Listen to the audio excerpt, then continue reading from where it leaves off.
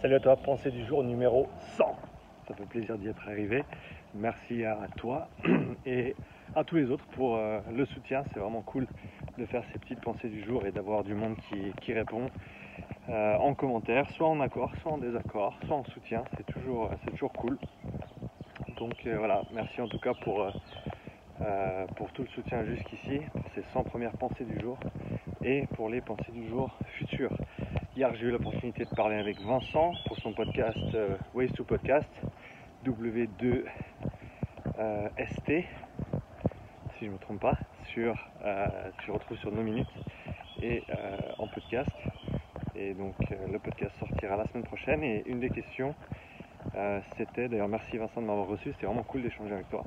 Une des questions qu'il m'a posée, c'était par rapport à, pour ceux qui sont intéressés à l'idée de mettre à jour leur modèle de la bioénergétique, de mieux comprendre les filières, etc., où commencer. Et je pense qu'il y a comment on dit ça, il y a une synthèse qui est en train de se faire, il y a des routes qui sont en train de se rencontrer au niveau du modèle de la puissance critique et du modèle ou de l'idée de l'oxygénation qu'on peut mesurer notamment avec le MOXIE. Ces deux modèles ou ces deux angles distincts sont en train de gentiment se retrouver. Il y a deux papiers dans les 2 derniers mois qui commencent à faire le lien entre ces idées-là.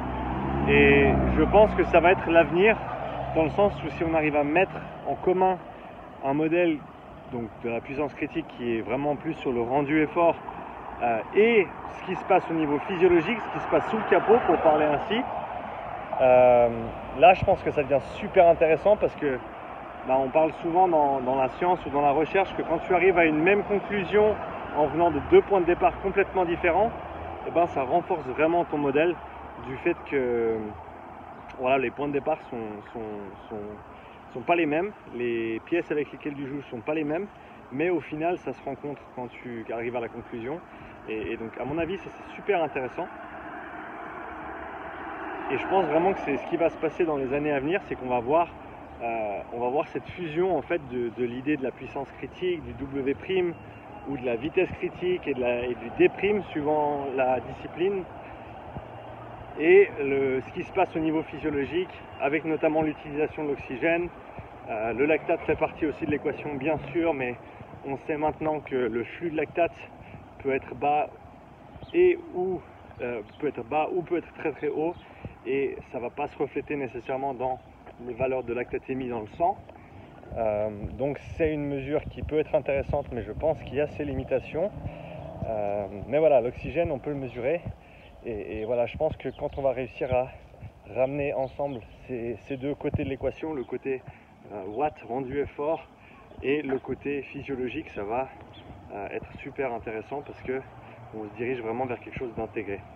Donc si tu connais pas le modèle de la puissance critique, va t'informer, il y a plein de vidéos là-dessus, et je pense que c'est comme ça qu'on va tous avancer, c'est en se mettant à jour sur toutes les choses qui sont importantes et en essayant de les regrouper sous le même toit et de faire en sorte qu'elles fonctionnent toutes ensemble.